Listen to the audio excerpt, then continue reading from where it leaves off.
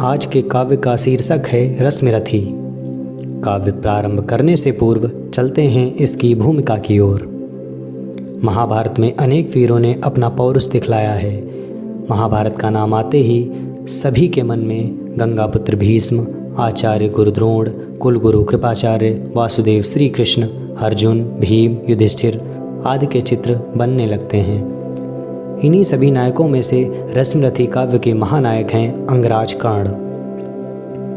रश्मिरथी का अर्थ होता है वह व्यक्ति जिसका अर्थ रश्मि अर्थात सूर्य की किरणों का हो। इस काव्य में रश्मिरथी नाम कर्ण का है क्योंकि उसका चरित्र सूर्य के समान प्रकाशमान है। कर्ण महाभारत महाकाव्य का अत्यंत यशस्वी पात्र है। उसका जन्म पांडवों की माता कुंती के गर्भ से उस समय हुआ जब कुंती अविवाहिता थीं।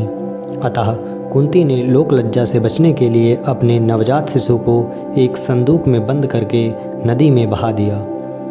वह संदूक अधिरथ नाम के सूत को मिला।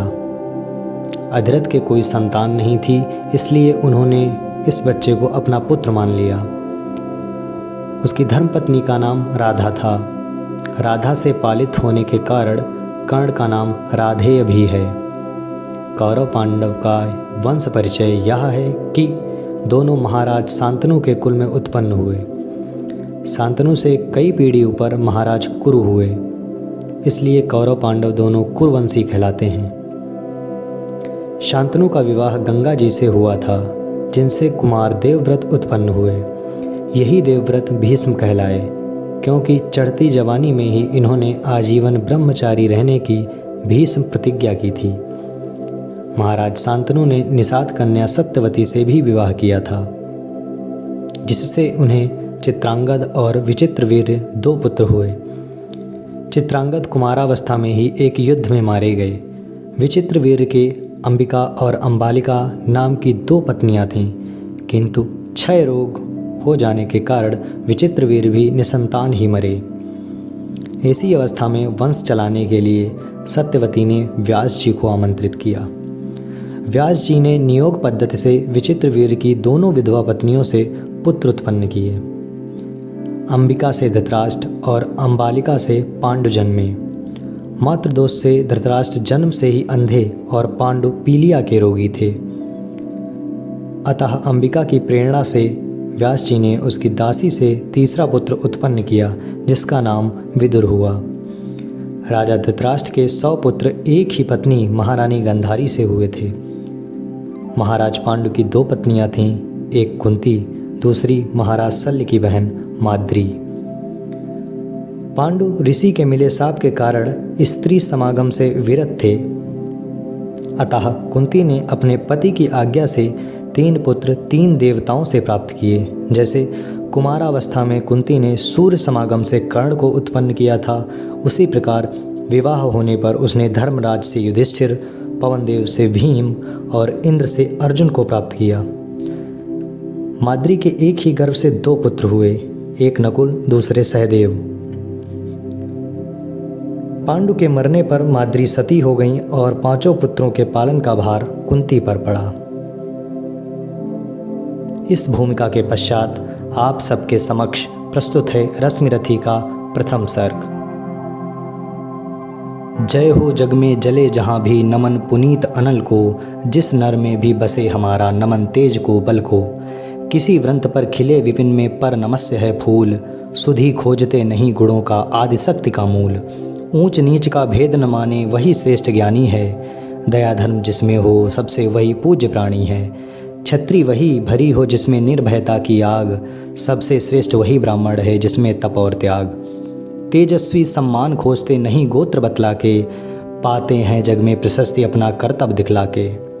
हीन मूल की ओर देख जग गलत कहे या ठीक, वीर खींच कर ही रहते हैं इतिहासों में लीक। जिसके पिता सूर्य थे माता कुंती सती कुमारी, उसका पलना हुआ धार पर बहती हुई पिटारी। सूत वंश में पला चखा भी नहीं जनन का क्षीर, निकला कर्ण सभी युवकों में तब भी अद्भुत वीर। तन से समरसूर मन से भावुक स्वभाव से दानी, जाति गोत्र का नहीं सील का पौरुष का अभिमानी। ज्ञान ध्यान सत्शास्त्र शास्त्र का कर सम्यक अभ्यास, अपने गुण का किया कर्ण ने आप स्वयं सुविकास। अलग नगर के कोलाहल से, अलग पुरी पुरीजन से, कठिन साधना में उद्योगी लगा हुआ तन मन से।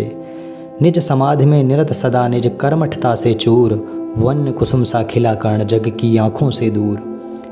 नहीं फूलते कुसुम मात्र राजाओं के उपवन में, अमित बार खिलते वे पुर से दूर कुंज कानन में। समझे कौन रहस्य प्रकृति का बड़ा अनोखा हाल, गुदड़ी में रखती चुन चुन कर बड़े कीमती लाल। जलद पटल पर छिपा किंतु रवि कब तक रह सकता है, युग की अवहेलना सूरमा कब तक सह सकता है। पाकर समय एक दिन आखिर उठी जवानी जाग, फूट पड़ी सबके समक्ष पौरुष की पहली आग। रंग भूमि में अर्जुन था जब समा अनोखा बांधे, बढ़ा भीड़ भीतर से सहसा कर्ण सरासन साधे। कहता हुआ तालियों से क्या रहा गर्व में फूल, अर्जुन तेरा सुयस अभी क्षण में होता है धूल। तूने जो जो किया उसे मैं भी दिखला सकता हूँ, चाहे तो कुछ नई कलाएं भी सिखला सकता हूँ। आँख खोल कर देख कर्ण के हाथों का व्यापार, फूले सस्ता सुयस प्राप्त कर उस नर को धिक्कार। इस प्रकार कह लगा दिखाने कर्ण कलाएं रण की, सभा स्तंभ रह गई रह आँख टंगी जन जन की।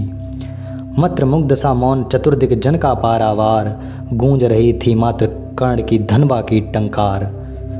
फिरा कर्ण त्यों साधु साधु कह उठे सकल नर नारी, राजवंश के नेताओं पर पड़ी विपत्ति अति भारी। द्रोण भीष्म अर्जुन सब फीके सब हो रहे उदास, एक सुयोधन बढ़ा बोलते हुए वीर साबास। द्वंद्व युद्ध के लिए पार्थ को फिर उसने ललकारा, अर्जुन को चुप ही रहने का गुरु ने किया इशारा। कृपाचार्य ने कहा सुनो हे वीर युवक अनजान, भरत वंश अवतंस पांडु की है अर्जुन संतान। क्षत्रिय है या राजपुत्र है यूं ही नहीं लड़ेगा, जिस तिस से हाथापाई में कैसे कूद पड़ेगा। अर्जुन से लड़ना हो तो मत गहो सभा में मौन, नाम धाम कुछ कहो बताओ कि तुम जाति हो कौन। जाति हायरी जाति कर्ण का हृदय क्षोभ से डोला, कुपित सूर्य की ओर देखकर वीर क्रोध से बोला। जाति जाति रटते जिनकी पूंजी केवल पाषंड, मैं क्या जानूं जाति जाति हैं ये मेरे भुजदंड। ऊपर सिर पर कनक छत्र भीतर काले के काले, शर्माते हैं नहीं जगत में जाति पूछने वाले। सूत पुत्र हूँ मैं लेकिन थे पिता पार्थ के कौन, साहस हो तो कहो ग्लानि से रह मत जाओ मौन। मस्तक ऊंचा किए जाति का नाम लिए चलते हो, पर अधर्म में शोषण के बल से सुख में पलते हो। अधम जातियों से थर थर कांपते तुम्हारे प्राण, छल से मांग लिया करते हो अंगूठे का दान। पूछो मेरी जाति शक्ति हो तो मेरे भुजबल से, रवि समान दीपित ललाट से और कवच कुंडल से। पढ़ो उसे जो झलक रहा है मुझ में तेज प्रकाश, मेरे रोम रोम में अंकित है मेरा इतिहास। अर्जुन बड़ा वीर क्षत्रिय है तो आगे वह आवे, क्षत्रियत्व का तेज जरा मुझको भी तो दिखलावे। अभी छीन इस राजपुत्र के कर से तीर कमान, अपनी महाजाति की दूंगा मैं तुमको पहचान। कृपाचार्य ने कहा व्यथा तुम कुद्र हुए जाते हो, साधारण सी बात उसे भी समझ नहीं पाते हो। राजपुत्र से लड़े बिना होता हो अगर अकाज, अर्जित करना तुम्हें चाहिए पहले कोई राज। कर्ण हतप्रभ हुआ तनिक मन ही मन कुछ भरमाया, सह न सका अन्याय सुयोधन आगे बढ़ के आया। बोला बड़ा पाप है करना इस प्रकार अपमान, उस नर का जो दीप रहा हो सचमुच सूर्य समान। मूल जानना बड़ा कठिन है नदियों का वीरों का, धनुष छोड़कर और गोत्र क्या होता रणधीरों का। पाते हैं सम्मान तपोबल से भूतल पर सूर, जाति जाति का शोर मचाते केवल कायर क्रूर। किसने देखा नहीं कर्ण जब निकल भीड़ से आया, अनायास आतंक एक संपूर्ण सभा पर छाया। कर्ण भले हो सूत पुत्र हो अथवा सपच चमार, मलिन मगर इसके आगे हैं सारी राजकुमार। करना क्या अपमान ठीक है इस अनमोल रतन का, मानवता की इस विभूति का धरती के इस धन का। बिना राज्य यदि नहीं वीरता का इसको अधिकार, तो मेरी यह खुली घोषणा सुने सकल संसार। अंग देश का मुकुट कर्ण के मस्तक पर धरता हूँ, एक राज्य इस महावीर के हित अर्पित करता हूँ। रखा कर्ण के सिर पर उसने अपना मुकुट उतार, गूंजा रंग भूमि में दुर्योधन का जय जयकार। कर्ण चकित रह गया सुयोधन की इस परम कृपा से, फूट पड़ा मारे कृतज्ञता के भर उसे भुजा से। दुर्योधन ने हृदय लगाकर कहा बंधु हो शांत, मेरे इस क्षुद्रो प्रहार से क्यों होता उद्भ्रांत। किया कौन सा त्याग अनोखा दिया राज यदि तुझको, अरे धन्य हो जाए प्राण तू ग्रहण करे यदि मुझको।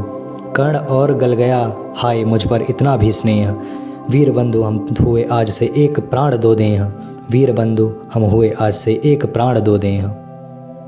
भरी सभा के बीच आज तूने जो मान दिया है, पहले पहल मुझे जीवन में जो उत्थान दिया है, उड़िड़ भला होऊंगा उससे चुका कौन सा दाम, कृपा करे दिनमान कियाऊँ तेरे कोई काम। घेर खड़े हो गए कर्ण को मुदित मुग्धपुरवासी, होते ही हैं लोग सूरता पूजन के अभिलाषी। चाहे जो भी कहे द्वेष ईर्ष्या मिथ्या अभिमान, जनता निज आराध्य वीर को पर लेती पहचान। लगे लोग पूजने कर्ण को कुमकुम और कमल से, रंग भूमि भर गई चतुर्दिक पुलका कुल कलकल से। विनयपूर्ण प्रतिबंधन में जो झुका कर्ण सविशेष, जनता विकल पुकार उठी जय महाराज अंगेश। महाराज अंगेश तीर सा लगा हृदय में जाके, विफल क्रोध से कहा भीम ने और नहीं कुछ पाके। है कि झाड़े पूंछ आज तक रहा यही तो काज, सूत पुत्र किस तरह चला पाएगा कोई राज। दुर्योधन ने कहा भीम झूठे बकबक करते हो, कहलाते धर्मज्ञ द्वेष का विष मन में धरते हो। बड़े वंश से क्या होता है खोटे हो यदि काम, नर का गुण उज्ज्वल चरित्र है नहीं वंश धन्याम। सचमुच ही तो कहा कर्ण ने तुम ही कौन हो बोलो, जन्मे थे किस तरह ज्ञात हो तो रहस्य खोलो। अपना अवगुण नहीं देखता अजब जगत का हाल, निज आँखों से नहीं सूझता सच है अपना भाल। कृपाचार्य आ पड़े बीच में बोले छी यह क्या है, तुम लोगों में बची नाम की भी क्या नहीं हया है। चलो चलें घर को देखो होने को आई शाम, थके हुए होगे तुम सब चाहिए तुम्हें आराम। रंग भूमि से चले सभी पुरवासी मोद मनाते, कोई कर्ण पार्थ का कोई गुण आपस में गाते। सबसे चले अर्जुन को लिए हुए गुरुद्रोण, कहते हुए पार्थ पहुँचा या राहु नया फिर कौन। जन्मे नहीं जगत में अर्जुन कोई प्रतिबल तेरा, टंगा रहा है एक इसी पर ध्यान आज तक मेरा। एकलव्य से लिया अंगूठा कढ़ी नमुख से आह, रखा चाहता हूँ निष्कंटक बेटा तेरी राह। मगर आज जो कुछ देखा उससे धीरज हिलता है, मुझे कर्ण में चरम वीरता का लक्षण मिलता है। बढ़ता गया अगर निष्कंटक यह उद्भट बटबाल, अर्जुन तेरे लिए कभी यह हो सकता है काल। सोच रहा हूँ क्या उपाय मैं इसके साथ करूँगा, इस प्रचंडतम धूमकेतु का कैसे तेज हरूँगा। शिष्य बनाऊँगा न कर्ण को यह निश्चित है बात, रखना ध्यान विकट प्रतिभट का पर तू भी है तात। रंग भूमि से लिए कर्ण को कौरव शंख बजाते, चले झूमते हुए खुशी में गाते मौज मनाते। कंचन के युग शैल शिखर पर सुगठित सुघर सुवर्ण, गलबाही दे चले परस्पर दुर्योधन और कर्ण। बड़ी तृप्ति के साथ सूर्य शीतल अस्ताचल पर से, चूम रहे थे अंग पुत्र का स्निग्ध सुकोमल कर से। आज न था प्रिय उन्हें दिवस का समय सिद्धि अवसान, विरम गया क्षण एक क्षितिज पर गति को छोड़ विमान। और हाय रनिवास चला वापस जब राजभवन को, सबके पीछे चली एक विकला मसोसती मन को। उजड़ गए हों स्वप्न की जैसे हार गई हो दांव, नहीं उठाए भी उठ पाते थे कुंती के पाँव। नहीं उठाए भी उठ पाते थे कुंती के पाँव, नहीं उठाए।